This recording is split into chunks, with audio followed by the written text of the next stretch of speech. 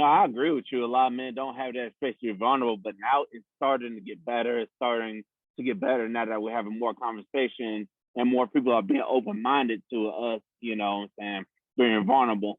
Who drank my goddamn apple juice? Who drank my goddamn coffee?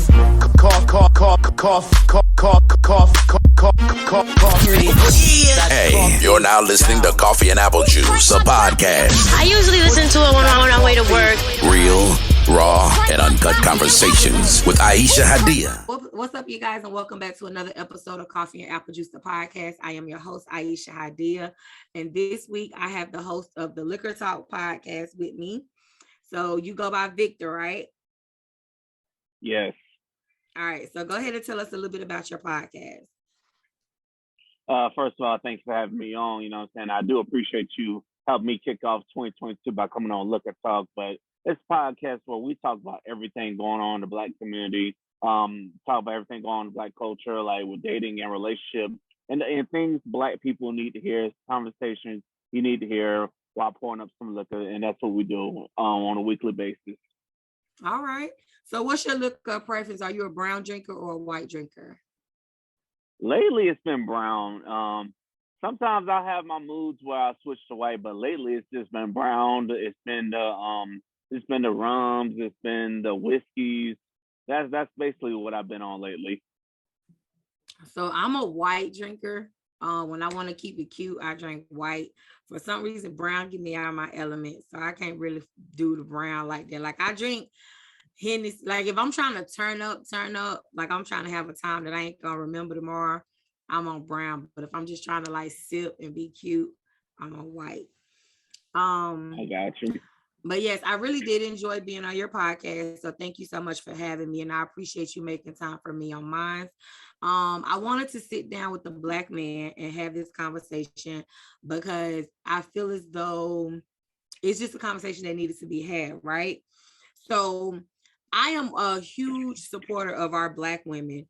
And I told myself last year that I didn't want to come on my platform anymore and to continue to describe men as not being shit, right? So I try my hardest, regardless of the conversation, I try my hardest not to say men ain't shit, okay?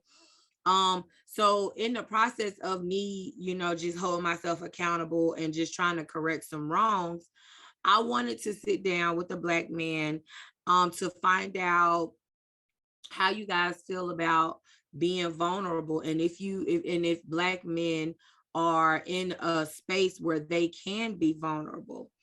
I feel like, I don't know, it's just like for as long as I can remember, we Black men have never been allowed to really be emotional. We're just expecting them to be these tough guys, and we tell our sons when they fall, oh, get up, you're gonna be okay, stop crying, don't cry about it, you're gonna be all right.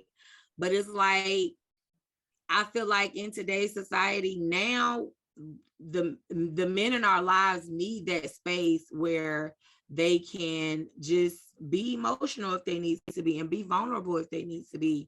So I'm glad that you was able to join me today because I want to hear from a Black man's perspective on how they feel about vulnerability, and do they really feel like they have the space to be vulnerable when it comes to their family, their spouse, their girlfriends, or even their boyfriends or whatever. Like, I just want to know, how do you feel about vulnerability, and do you really feel like you have a safe space where you can be vulnerable to the people around you? I would say now it's getting better. It's like it used to not be that way because you had spaces, but they were like hard to find. But now it's getting better where people are starting to have an open mind about men being vulnerable, because it used to be men get ridiculed and men get bashed for being vulnerable and having the platform and the spaces to be vulnerable. And I still feel like today some people are closed-minded because I will say this, there are some men out there that will take their space and just be bashing women, kind of how you said you had to get out of that space of saying men ain't shit. There's some men out there on podcasts who need to get out of saying women ain't shit. So, because it does ruin it for the ones that want to be vulnerable. So I will say it's getting better. but I feel like it can still get a lot better because there's still like closed-minded people on social media who think it's the end of the world if a man has an opinion. So yeah, I would say it's getting better. Now, do you personally have the space to be vulnerable? Like if you're just having a bad day and you just need to let it out, do you have that space to do so? Yeah, I got a sibling I can hit up that will check on me every once in a while to make sure I'm okay. So I have siblings and I have some fellow men, I have some fellow people that I can hit up if I need to, you know what I'm saying? But me being in a new city right now, some more would be nice because like I'm in a different place. So but I will say shout out to the podcast community because if it sounds like I'm having a bad day or somebody in there, they'll DM me or they'll tweet me, be like, hey, everything gonna be all right. They'll check up on me. So I will say shout out to the podcast community for that. Okay. All right. So I think it's good that you have that tribe that you can, just kind of reach out to. So let me ask you this, right? I posted a question on all my social medias on Black men and how they feel when they hear comments like Black women don't have Black men to depend on, and how the Black woman's biggest enemy is the Black men, how Black women don't have Black men as an ally, things of that nature. How do comments like that make you feel as a Black man? It makes me feel a little enraged because I'm like, no, I feel like y'all need to be corrected because some of y'all, it's like the ones y'all want to be there for y'all. That's I feel like we're all picking that matter. It's like the ones we want to be there for us, the Black men that we want to step up for us, they're not really stepping up for y'all. But the ones you're probably ignoring and not giving the time of day to, the ones that'll give you the world, but they're not coming in the form or fashion you wanted in, them are the ones y'all ignoring. And because you're not getting that attention from the ones you probably want, that's probably why a lot of Black women are saying that instead of you know what I'm saying, giving the attention to the Black men who do want to step up and who do want to give them the time of day. So now I will say we all have our idiots and stuff, but I will say don't let the media fool you. Don't let it all fool you. It's brothers out here stepping up for their Black women and stuff. And I've seen on social media Black women and Black men loving each other out loud. So Yeah. don't let it fool you. It's out there, you know what I'm saying? You know what I'm saying? People want you to focus on the negative, but there is some positive out there. Right.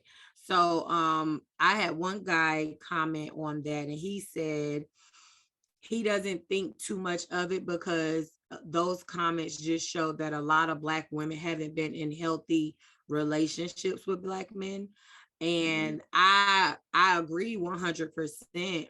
I feel like a lot of Black women and Black men don't even know what a healthy relationship feels like. We've never experienced a healthy relationship, and this is starting back from just being in relationships with our parents. I've never been in a healthy relationship with my father because I never had a relationship with my father, which is probably why I ended up in some of the bad relationships that I ended up in. So I do feel like a lot of us don't have healthy relationships with men or with women, and that's why we think some of the things that we do. I seen a comment the other day, like I be seeing comments about like co-parenting, right? And how like automatically people feel like because a man and a woman aren't together that it's just supposed to be beef and turmoil between the two of them when it comes to co-parenting their child. Like it's almost like a healthy co-parenting relationship is not normal to people nowadays because they're so used to the co-parenting relationship just being so full of negativity and just, I don't know, like the parents just bashing each other. They're so used to that they don't even know what a healthy co-parenting relationship is. So yeah, I definitely was just trying to fish for different opinions and views on that particular comment or that particular question that I made. I reach out to my men on social media a lot more than I do my women, only because I get a greater response from the men. And I want to say about 75% of the men, you know, they said like they feel some type of way that Black women feel that way about them, you know, like as far as not being able to depend on them, not feeling like they're getting the protection that they need from them and things of that nature. A lot of Black women say that they feel like the Black man is their biggest competition, their biggest enemy, et cetera, et cetera. You know, me personally, because I've never been in a healthy relationship with a Black man before, it's almost as if I can relate to a lot of the comments that the women make as far as like not feeling like I can depend on Black men. But I will also say that I have had some Black men come to my rescue. So I can't 100% put all my eggs in a basket as far as being a Black woman and not feeling like I could depend on a Black man. But at the same time, I've been on the other side of the spectrum as well, where I can say that I can depend on some Black men. I think it really just depends on our relationship with men in general, and if we've ever experienced healthy relationships with men to make us feel the way that we feel when it comes to comments like that. Yeah, I definitely agree with you, and I agree with you as well. Like you, I've never been in a healthy relationship as well, but and it's just, and I've ran into a whole bunch of idiots, and over the years, I've learned to decipher, not make all women punish all women, because I ran into a few stupid idiots who didn't see what they had in front of them. So I've learned that over the years. So I definitely agree with you on not having that healthy relationship, you know, but it still doesn't change the way I feel about Black women, because I would say getting into podcasting, that really changed my mind. And also having the relationships I have with my sister and my mother, because I'll admit, me and my mother, we didn't have the best relationships, but it got better over the years. So I would say those things have definitely changed my mind. And also just seeing the going back to your co-parenting part, I've seen a lot of toxic co-parenting situations, but guess what? Over the years, I've started to see the good ones. It's just the good ones just know how to be quiet about it. You don't hear about the bad ones because they all on social media about it. They all talking about my baby daddy this, my baby daddy that. But I'm like, it goes back to, if he ain't shit, then what does that make you for sleeping with him and having a baby with him? I can argue that comment, but yeah, I definitely understand. A lot of the good co-parenting relationships don't get a lot of the spotlight, or don't get enough of the spotlight like some of the negative co-parenting relationships do. So I can see why a lot of them aren't really being put on a pedestal. But let me ask you this: you're single, correct? Yeah. So what are some of the struggles that you have when it comes to dating, when it comes to dating and in relationships? What are some struggles that you face? I would say the struggles is just meeting people to communicate with. It's like one week we communicate great, then next week it's just, after we go on a couple of dates, it just goes nowhere. And it's like, and sometimes you run into people that they look for the smaller. You can tell they've been single for a while because they look for the most minuscule things, and then they'll just cut somebody off. And also another thing I would say I ran into personally is like just not running into the quality women that I feel like that will push me to be my best, or bring the best out of me. Because I look at the women I've done podcasts with, I've recorded with, compared to the women I'm meeting on dating apps or online or whatever. I'm just like, I feel like I'm selling when I'm on a dating app. And it's like, so I've just said, for right now, I've just gone I've gone like 0 dark 30 on that. I've just said, to hell with it for right now. I'm just going to focus on some other things. If somebody comes along that I feel like that can get it out of me, then we'll make it happen. Y'all like the show so far and looking forward to listening to more episodes from Coffee and Apple Juice, the podcast? Buy me a coffee. Click the link in my description to buy me a coffee. Basically, what you're doing is making a small donation to my platform so that I can keep my show going. Thank you guys so much for all of your support. Now let's get back to the show. That coffee. Okay. I think some of the struggles that I've been coming in contact with is communication. I'm a communicator. I'm a podcaster. I talk. I have no problem with expressing myself and how I feel, and if things are bothering me, I have no problem with expressing it, right?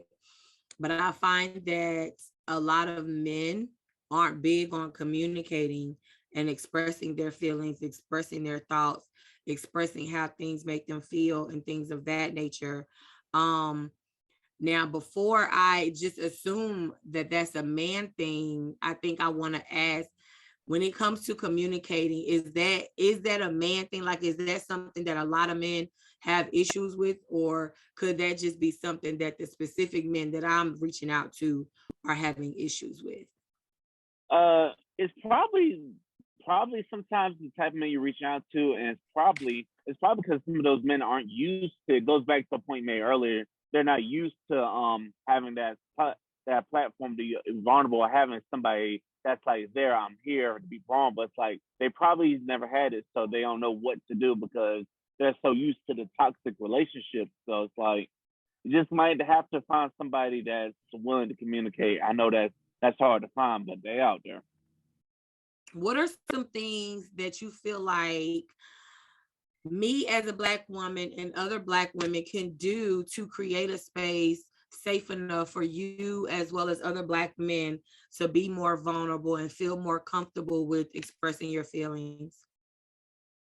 I would say you gotta just be open to the communication. Also, just listen to understand where he's coming from. Not listen to have that. You gotta have that listening to listen to where he's coming from, listen to his point of view, and to understand where he's coming from, instead of just listening to something that you can hold on to and throw in his face later and you can attack him with, because that's what a lot of people have done over the years. You'll say one thing and they just ready to attack. They're ready to attack instead of having a healthy conversation. And healthy conversations is not arguing all the time. Like, there's healthy ways to argue. There's healthy ways to disagree. It's like, because podcasts have shown you that, because it's like, I've had people on, we've had disagreements, but we ain't throwing low blows at each other.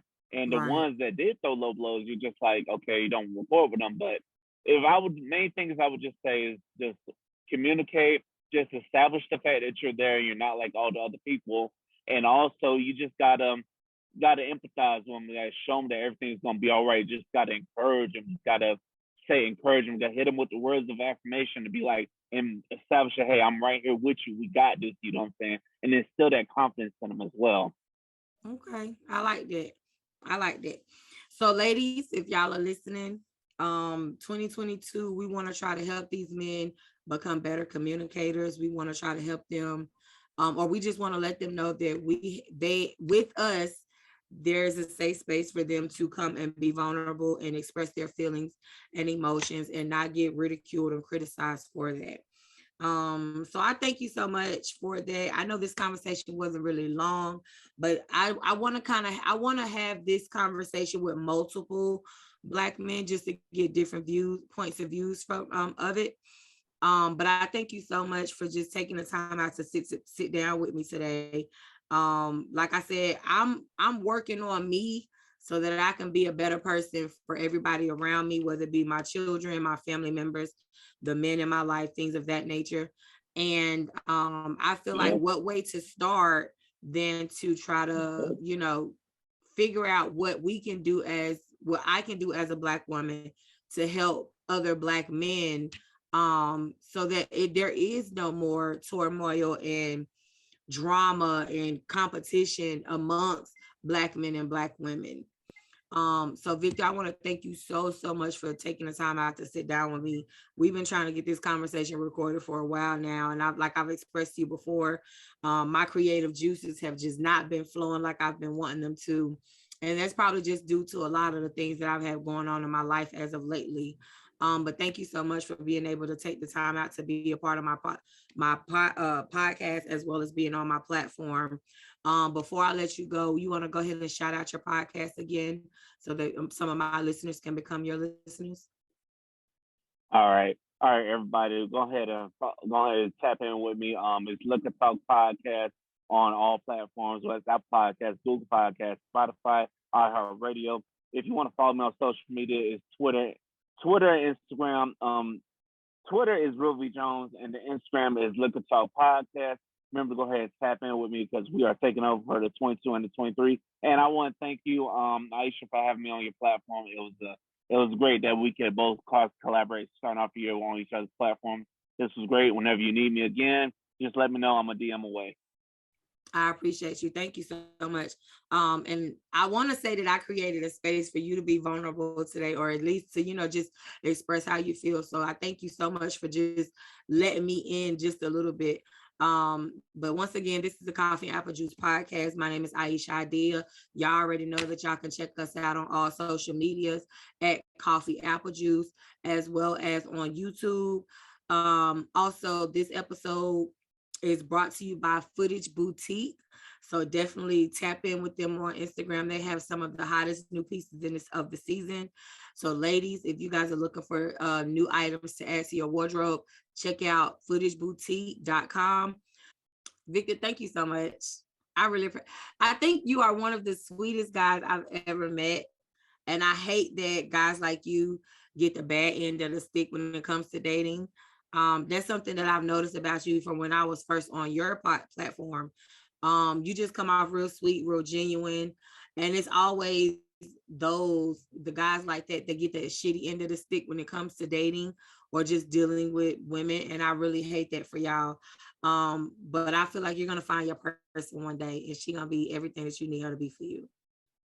I appreciate it. I appreciate you as well for recognizing that as well. So it's like, and I hope you get yourself together. You know what I'm saying? Like you, I'm working on myself too. So we're going to find somebody that's just going to make us happy, and we can have better conversations, Right. Well, thank y'all so much for tuning in. Until next time, peace. What's up, you guys? It's Aisha Hadiya. I want to say thank you so much for tuning in to the Coffee and Apple Juice podcast. Make sure that you're right here with me every Wednesday, where I'll give you new episodes where we're discussing any and everything involving the culture. Also, check us out on YouTube, Spotify, Apple Podcasts, Google Podcasts, or wherever you get your podcasts. Thanks so much for tuning in. I'll see you guys next time. Peace.